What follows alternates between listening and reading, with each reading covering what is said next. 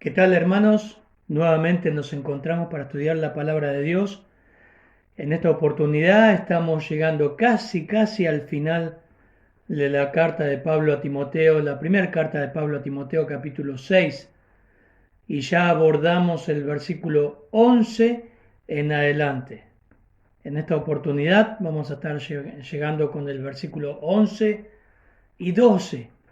La semana que viene vamos a llegar con el versículo 13 al 16. Y vamos a dar lectura y luego vamos a orar y comenzar con este precioso texto que nos toca. Precioso texto. Dice así la palabra de Dios, le leo la versión Las Américas. Dice, pero tú, oh hombre de Dios, huye de estas cosas y sigue la justicia, la piedad, la fe, el amor, la perseverancia y la amabilidad. Pelea la buena batalla de la fe y echa mano de la vida eterna a la cual fuiste llamado y de la que hiciste buena profesión en presencia de muchos testigos.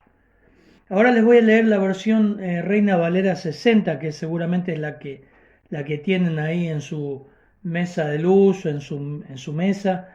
Y dice versículo 11, mas tú, oh hombre de Dios, huye de estas cosas y sigue la justicia, la piedad, la fe, el amor, la paciencia y la mansedumbre. Pelea la buena batalla de la fe y echa mano de la vida eterna, a la cual asimismo fuiste llamado, habiendo hecho la buena profesión delante de muchos testigos. Amado Padre, gracias por este hermoso tiempo de estudiar las Escrituras, poder dar este alimento fresco, Señor, a cada hermano, cada hermana que está escuchando.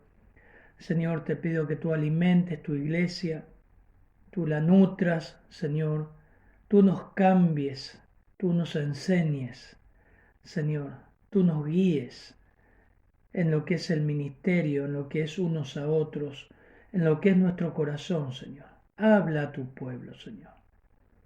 Obra, Señor, conforme a la voluntad tuya, Señor, a través de tu Espíritu. En tu nombre oramos. Amén, Señor. Bien, casi llegando al final de la carta, el apóstol Pablo va a dar sus últimos mandatos a Timoteo, pero va a apelar a un título que solamente va a aparecer por primera vez en este pasaje.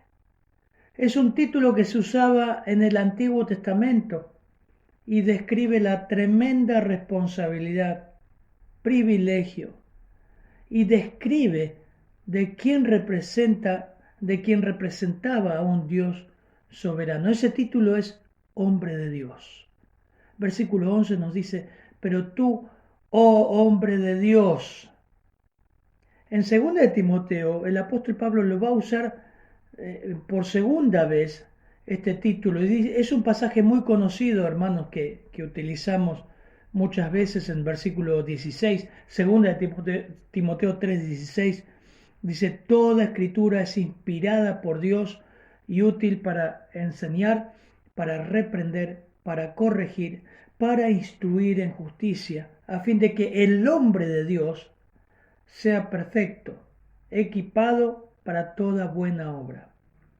Acá en 2 de Timoteo 3:17, este hombre de Dios está vinculado a todo aquel que es formado para la obra del ministerio. Vincula a todo creyente. Pero en el pasaje que hoy nos toca, capítulo 6, versículo 11 de 1 de Timoteo, Pablo específicamente da este título por primera vez a Timoteo. ¿Cuál era la importancia de este nombre? ¿Por qué hombre de Dios? Y era, como les decía al principio, era una designación de la persona a quien Dios había confiado un alto oficio. Ahí podemos recordar a Moisés, a David, a los profetas, a Elías, distintos pasajes donde las escrituras se refieren a hombre de Dios o varón de Dios. Todos los usos en el Antiguo Testamento apuntaban a estos individuos que representaban a Dios al proclamar su palabra. O sea, Pablo le está poniendo a Timoteo en línea con esa rica tradición del Antiguo Testamento. Timoteo sabía lo que era el peso de ese hombre, de ese nombre, hombre de Dios. Él sabía lo que era el contexto de un hombre de Dios.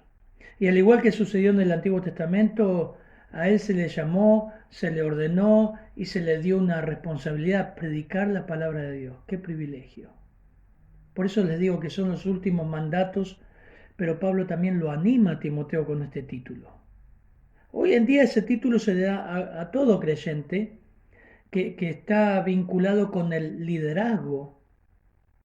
Y obviamente estamos hablando a hombres que están a cargo de iglesias, no decimos de mujeres a cargo de la congregación, porque las escrituras son bien claras que la mujer no es llamada al ministerio de pastorear una iglesia, pero sí un hombre. Ahora, ¿qué es lo que describe a un hombre de Dios? Porque el versículo 11 nos dice, pero tú, oh hombre de Dios, huye de estas cosas y sigue la justicia, la piedad, la fe, el amor, la perseverancia y la amabilidad. ¿Qué es lo que describe? Eso es lo que vamos a estudiar hoy, hermanos, lo que Pablo dice en estos pasajes. ¿Qué es lo que describe a un hombre de Dios?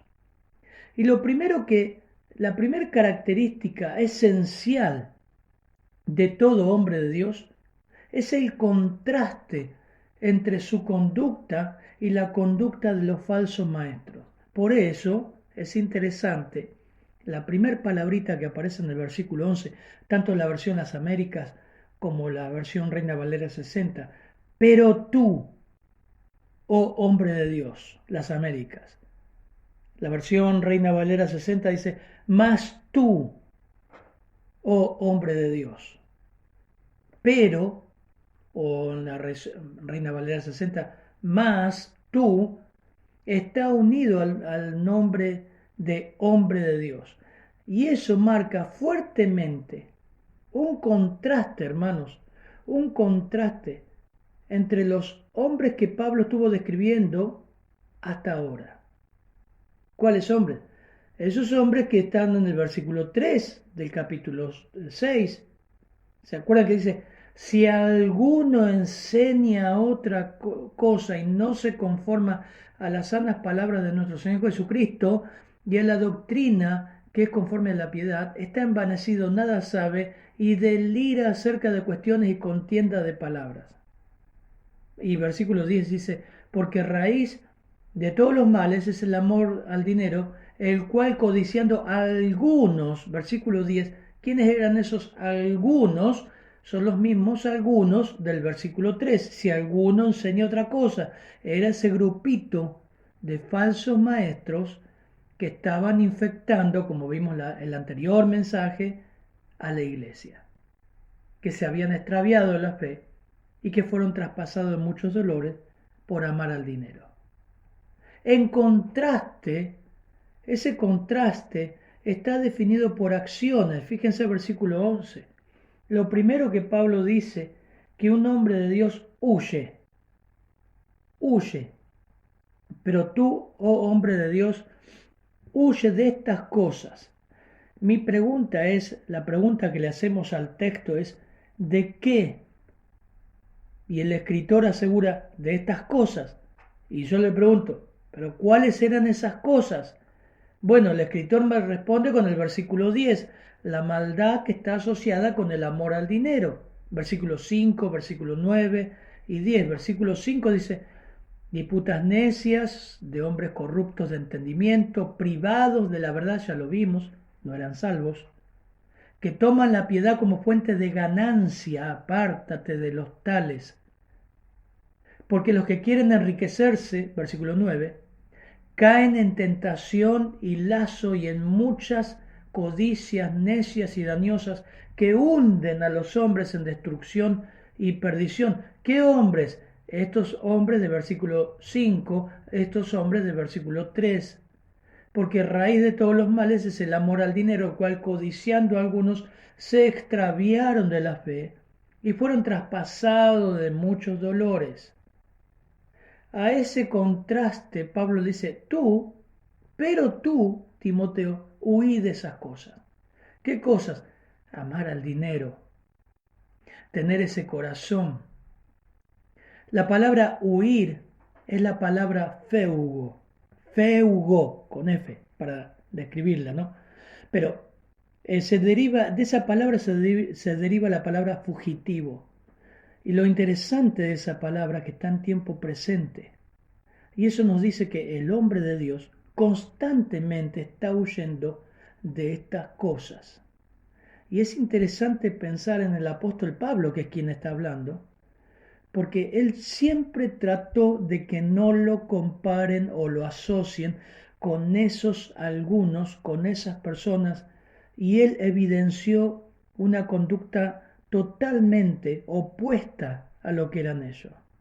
Hechos 20 dice, ni plata, ya lo hemos leído en otra predicación, ni plata, ni oro, ni vestido de nadie he codiciado. Son esas cosas de las que Pablo amonesta a Timoteo huir. Antes ustedes saben que para lo que me ha sido necesario a mí, para lo que están conmigo, estas manos me han servido. En todo os he enseñado que trabajando así se debe ayudar a los necesitados y recordar las palabras del Señor Jesús que dijo, más bienaventurados dar que recibir. No solamente ahí en Hechos 20, cuando Pablo se despide de los ancianos de Éfeso, sino en Primera Tesalonicenses, una de las cartas que estudiamos en la cuarentena. Primera Tesalonicenses capítulo 2, versículo 9. Pablo dice, porque recordáis, hermanos, nuestros trabajos y fatigas, como trabajando de día y de noche, para no ser carga a ninguno de ustedes, os proclamamos el Evangelio de Dios. Ustedes son testigos, y también Dios, de cuán santa, justa e irreprensiblemente nos comportamos con vosotros los creyentes.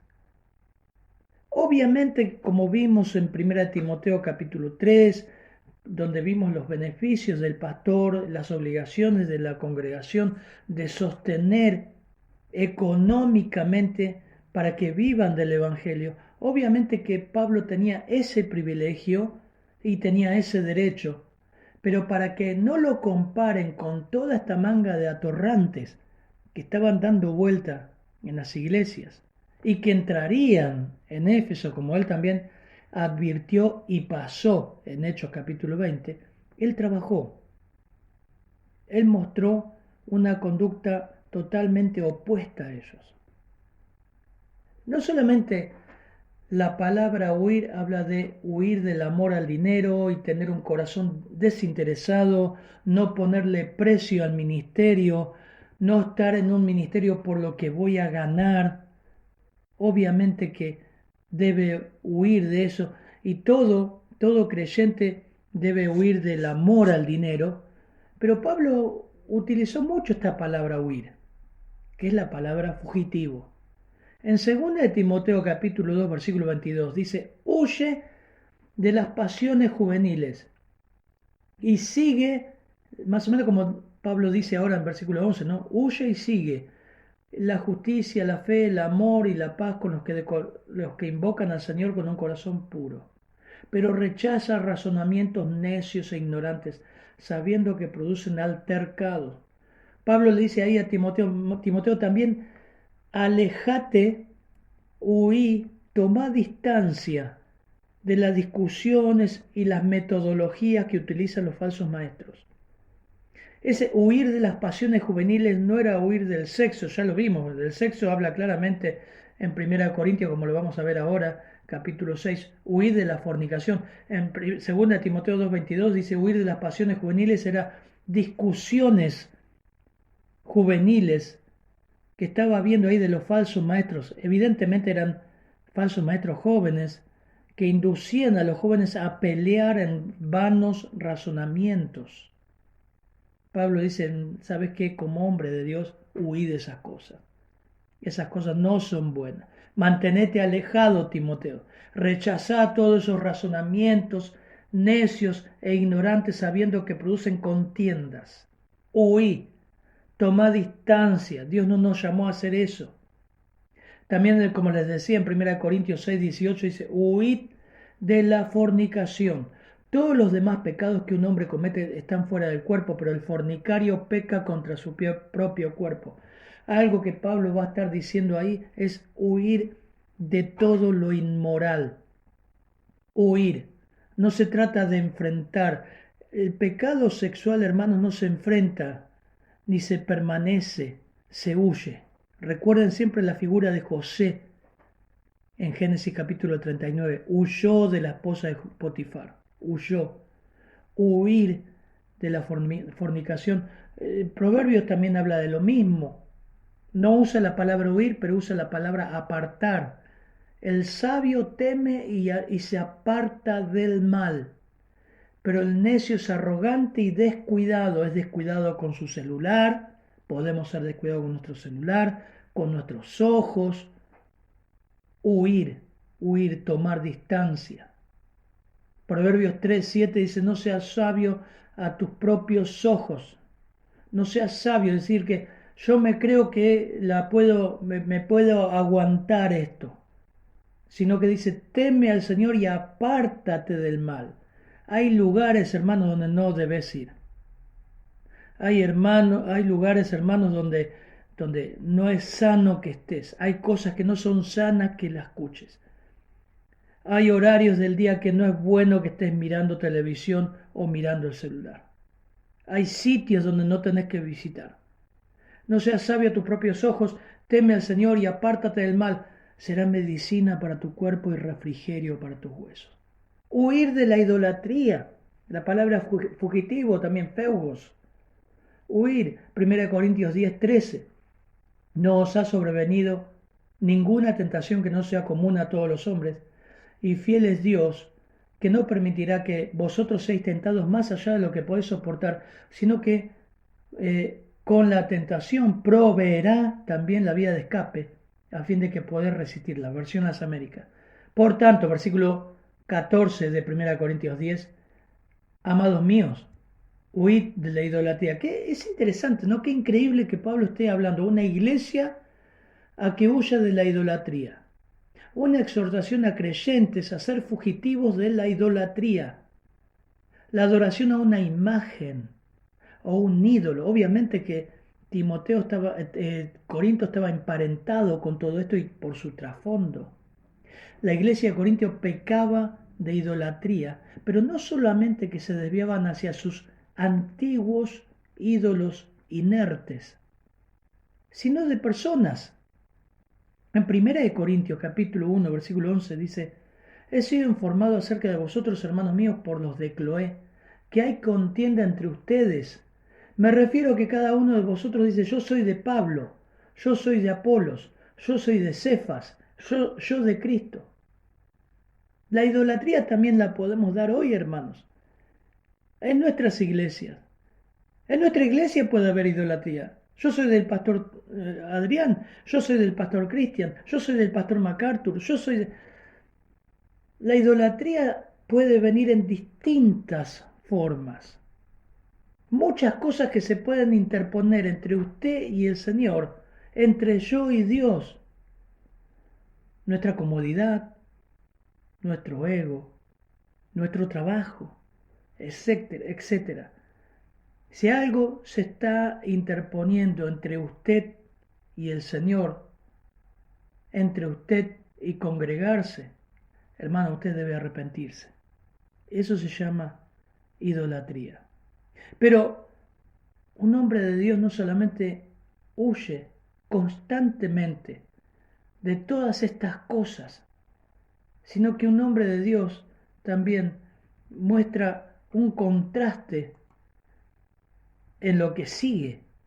Dice el versículo 11, pero tú, hombre de Dios, huye de estas cosas, y sigue la justicia, la piedad, la fe, el amor, la perseverancia y la amabilidad.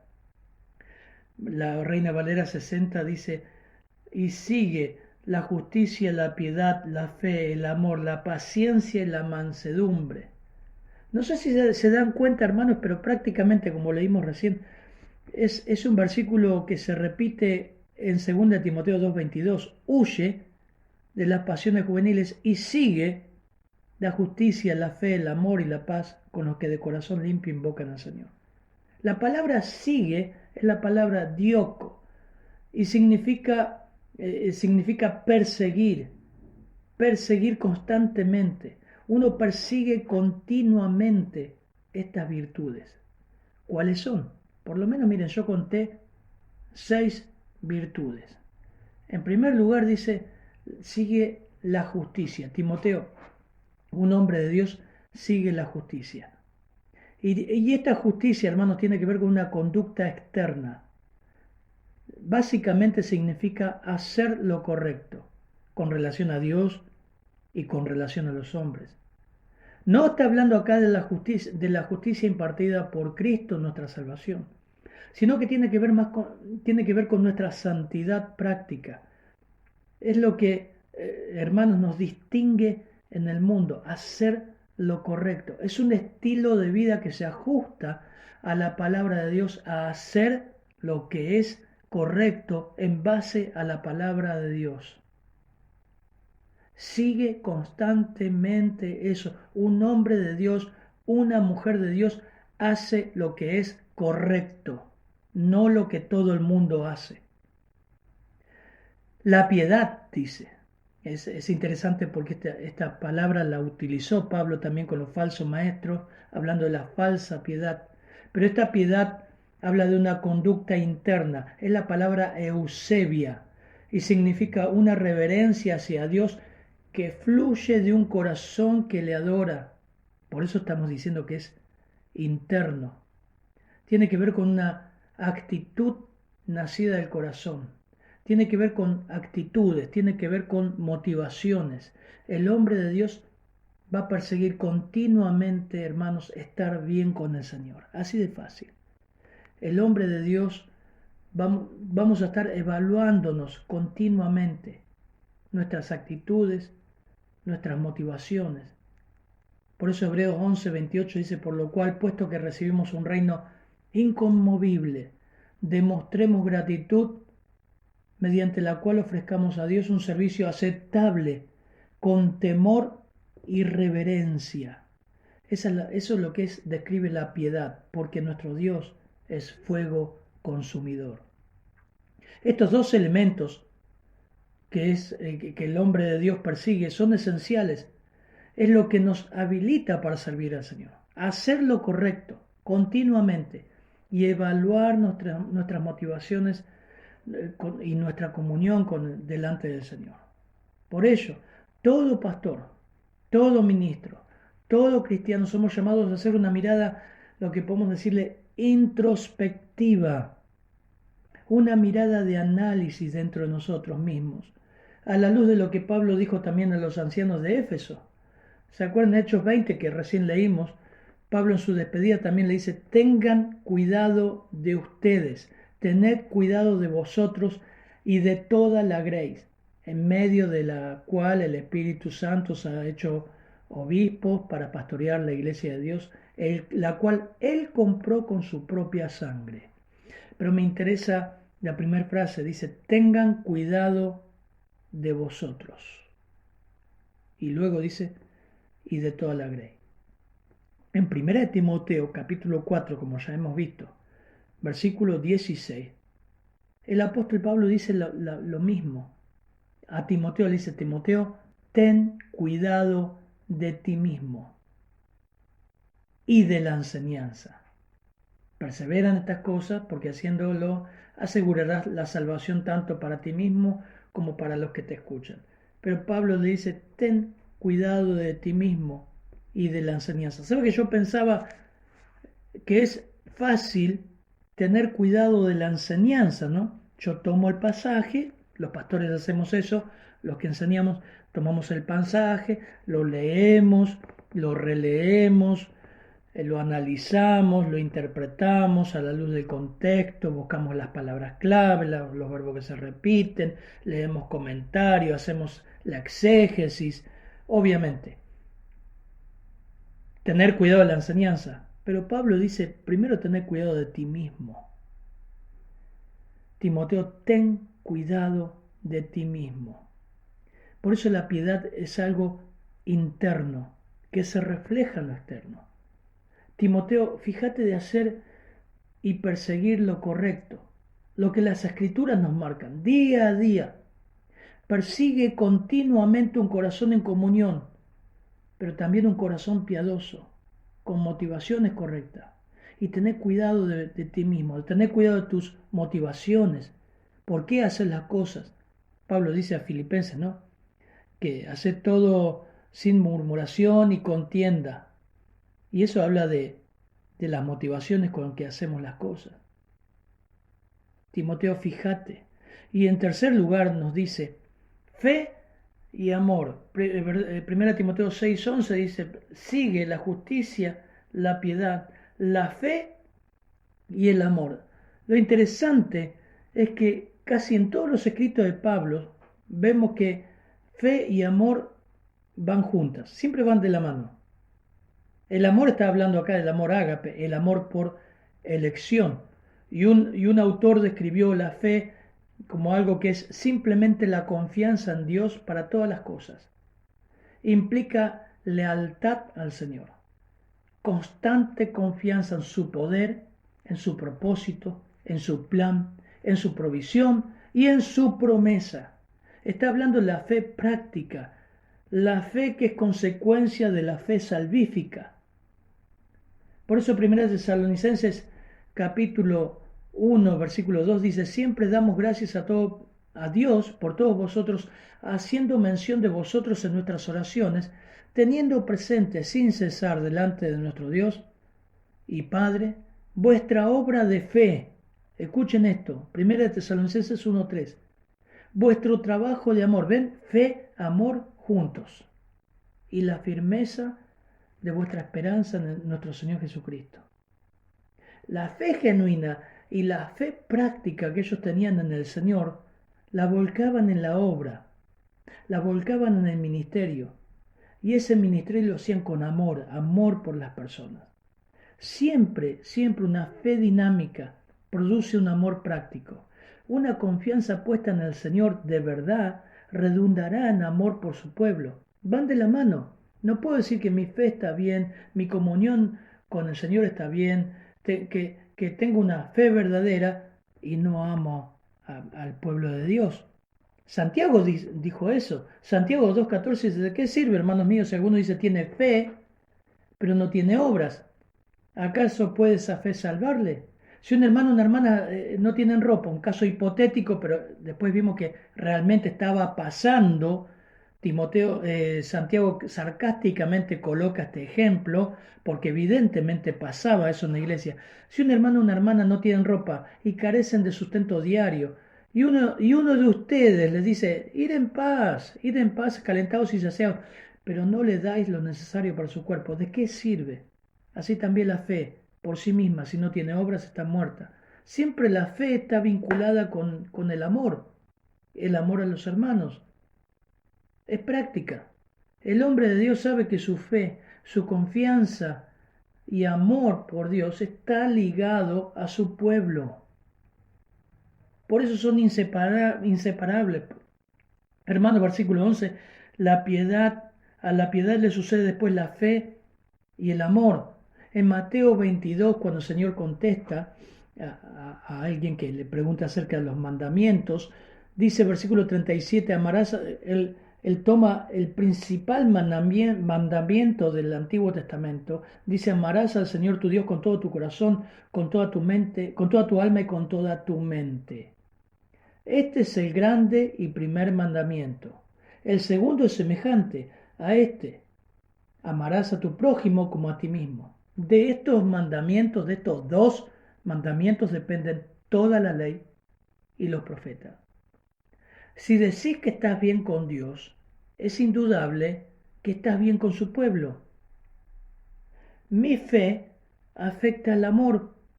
Mi confianza en Dios afecta el amor por la iglesia.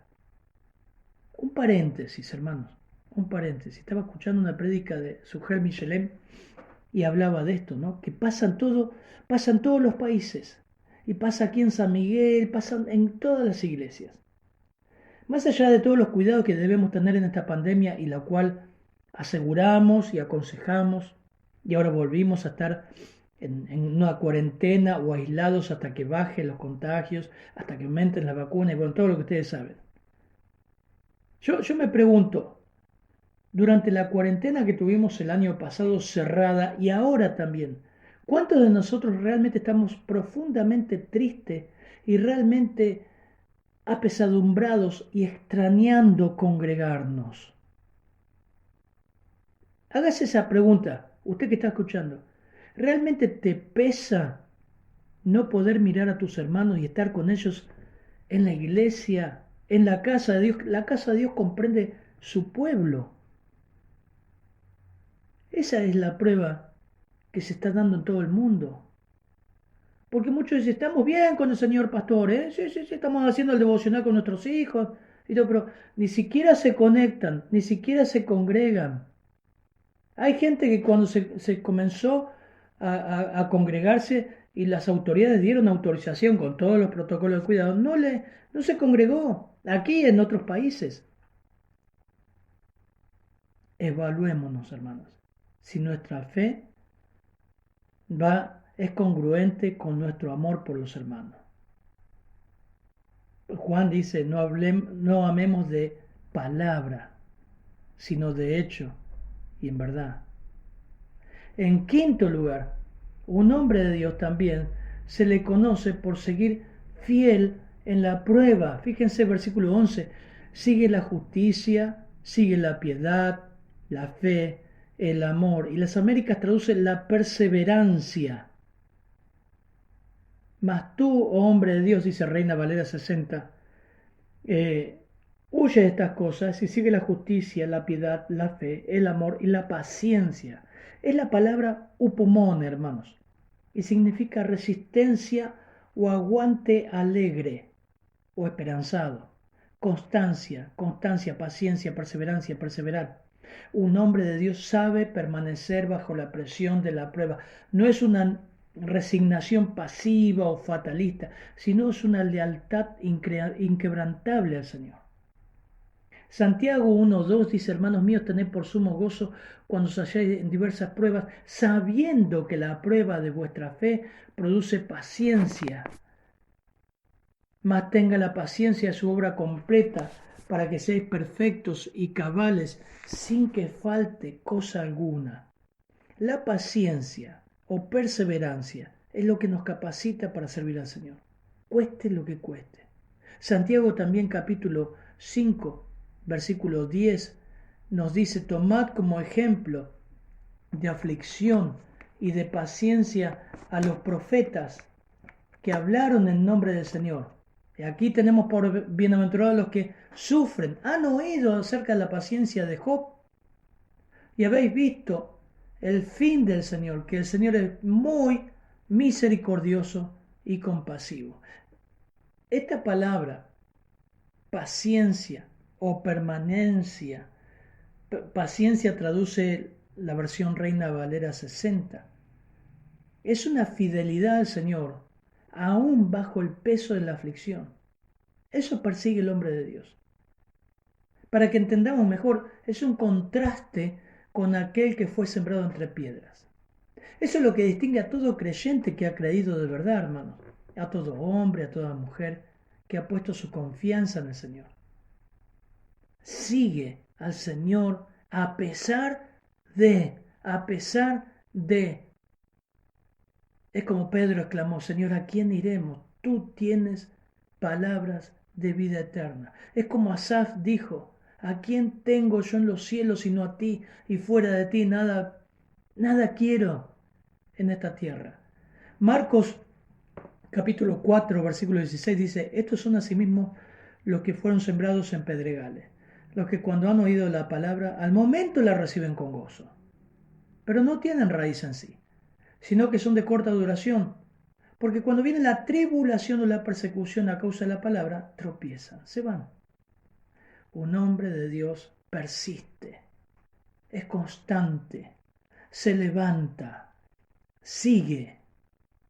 No solo un hombre de Dios se lo conoce por lo que sigue la justicia, la fe, el amor, la perseverancia o la paciencia, sino que también se lo conoce por la humildad. Es hermoso esto, porque dice, las Américas traduce la amabilidad, Reina Valera 60 traduce la mansedumbre, pero la palabra es prautes y se traduce gentileza, se traduce humildad, mansedumbre, humilde, manso. Transmite la idea de mostrar consideración por los demás, reconociendo las fallas propias con humildad. Upa, qué hermoso, ¿no? Transmite la idea de mostrar consideración por los demás, esta palabra prautes, mansedumbre, reconociendo las fallas propias con humildad.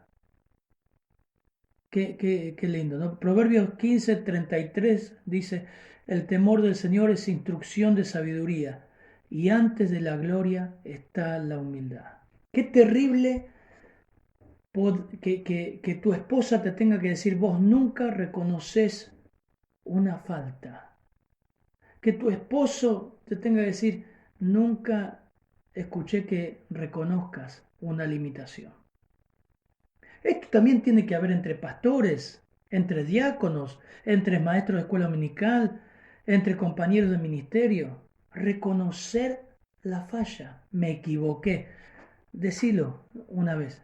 Me equivoqué. La verdad que metí la pata. Eso es humildad. Reconocer la amabilidad, la mansedumbre, las emociones bajo control. No quiere decir que no tengamos emociones, sino que es una persona humilde, humilde. Pero el hombre de Dios no solo se conoce por lo que huye, no solo se conoce por lo que sigue con esas 6 virtudes que acabamos de describir, sino que el nombre de Dios se lo conoce también por lo que pelea. Versículo 12 dice, pelea la buena batalla de la fe, echa mano de la vida eterna a la cual fuiste llamado y de la que hiciste buena profesión en presencia de muchos testigos. Es el tercer mandato que da Pablo. Y es pelea la buena batalla de la fe. Y acá Pablo introduce una de sus metáforas favoritas de la vida cristiana. El hecho de la batalla o el deporte. El verbo pelear es la palabra agonizomai. También se puede traducir agonizar. Y habla del esfuerzo y disciplina que se requiere para ganar o para obtener el resultado deseado. Esa es la descripción del verbo pelear, agonizomai o agonizar. Es una disciplina, es un esfuerzo. Y un autor dijo que el verbo en tiempo presente enfatiza una vez más el carácter permanente o continuo de la acción requerida. La figura puede referirse a la batalla militar, al ámbito militar, o también a lo que es el deporte, la disciplina del deporte. Pero está enfocando en sí lo que es el esfuerzo y la disciplina hasta el cansancio. Pablo utiliza la misma figura en 2 de Timoteo capítulo 4 versículo 7, que es la carta que vamos a seguir, luego vamos a ver, es su carta de despedida, es la carta antes de él de ser martirizado, y capítulo 4, versículo 7 dice, he peleado la buena batalla, he terminado la carrera, he guardado la fe. Y Pablo define esa batalla como algo bueno, o sea, algo que es noble, algo que es excelente. Más que una contienda militar o deportiva, se trata de una lucha en el terreno espiritual. Y el contexto, hermanos, es los falsos maestros.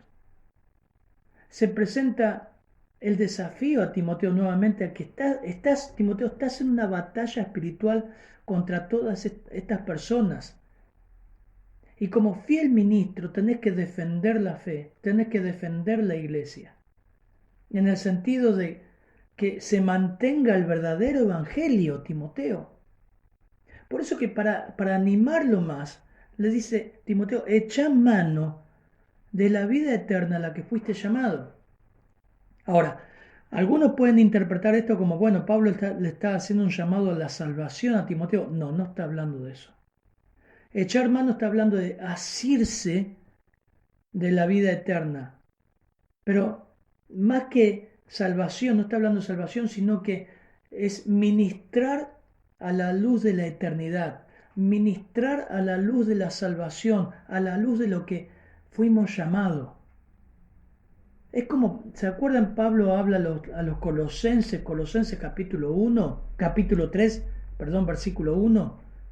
Pablo les dice, si habéis pues resucitado con Cristo, lo mismo que le está diciendo a Timoteo, busquen las cosas de arriba, donde está Cristo, sentado a la diestra de Dios.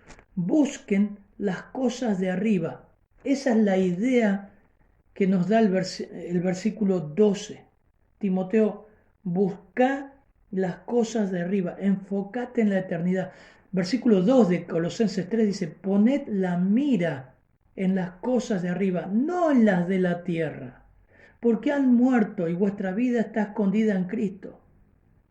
O sea, a diferencia de todos estos atorrantes y lo que hoy nos rodea, el Evangelio de la felicidad o la prosperidad, todas estas religiones se enfocan en lo terrenal, se enfocan en el hombre, se enfocan en las necesidades pasajeras, se enfocan en la felicidad, en obtener cosas. Por eso está diciendo, se enfocan en lo terrenal.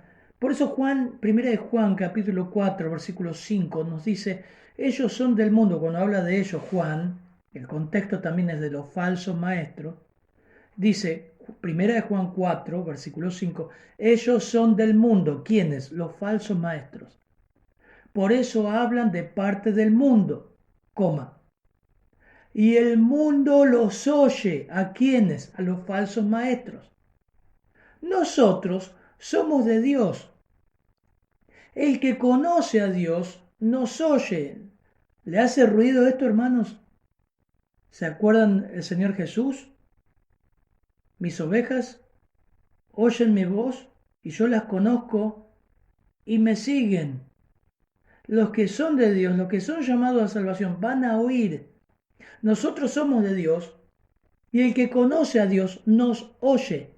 El que no es de Dios no nos oye. Fíjense, palabra clave, no nos oye, oír. En esto conocemos el espíritu de verdad y el espíritu del error.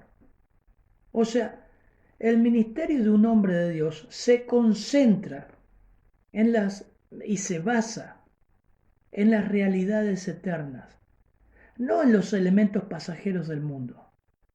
Servir a Dios concentrándonos en el mundo o por lo que podemos obtener del mundo, como ellos vinimos viendo versículos 3, 5, 9 y 10, concentrarnos en eso, solo obtendremos una perspectiva equivocada, distorsionada.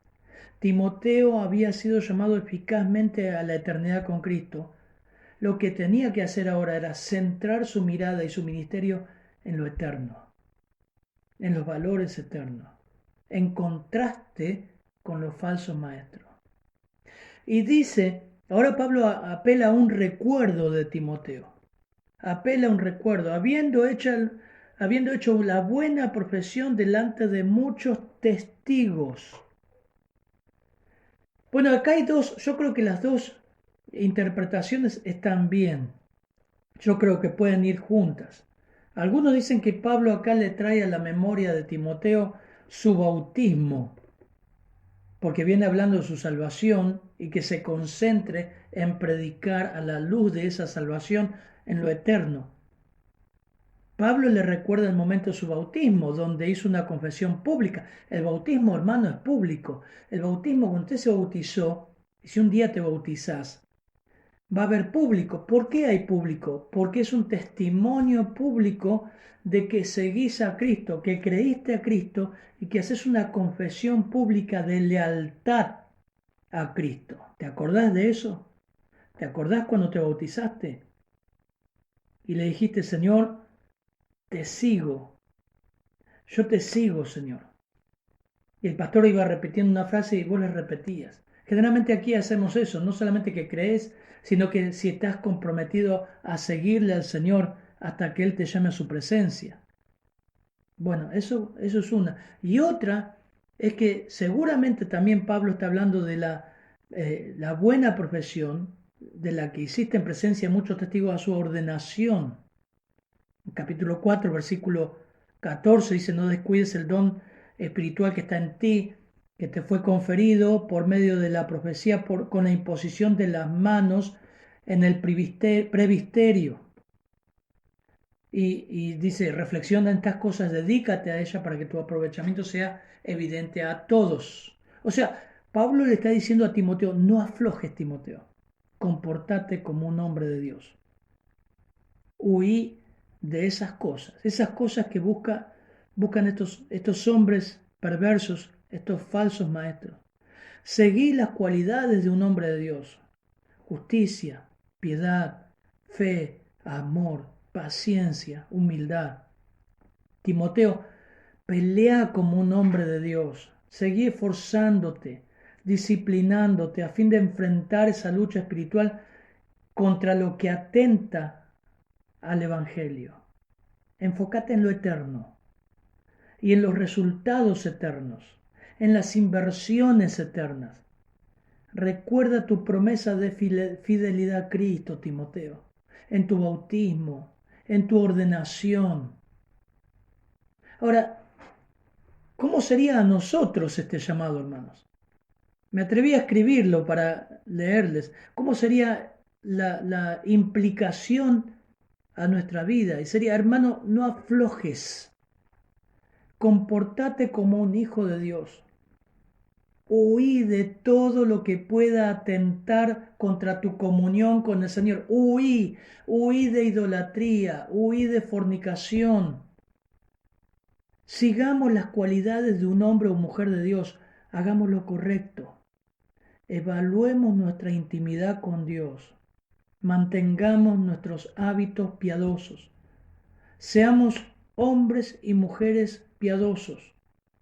Que tu fe crezca y crezca en amor para con tu iglesia. Perseverá, levantate y seguí, aunque sufras, sé fiel al Señor, sé fiel a Cristo. Seguí y sé humilde, humilde.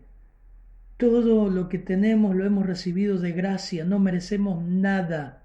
Si hay algo que merecemos es el infierno, pero aún así somos el poema de Dios. Enfócate en lo eterno. Recordá tu bautismo. Recordá tu bautismo, tu compromiso de fidelidad al Señor. Lo que le dijiste al Señor. Que le seguirás, que le serás fiel hasta que Él te llame. Vamos a orar. Padre, gracias por tu palabra. Gracias por estas cualidades de un hombre de Dios. Gracias por tu palabra, Señor. Como pastores también queremos ser humildes. Que el orgullo no se nos suba a la cabeza, Señor. Que no se nos suba la chapa a la cabeza, Señor. Aún como creyentes también podemos ser muy orgullosos de no reconocer nuestros pecados, no pedir disculpas, no reconocer nuestras faltas, Señor.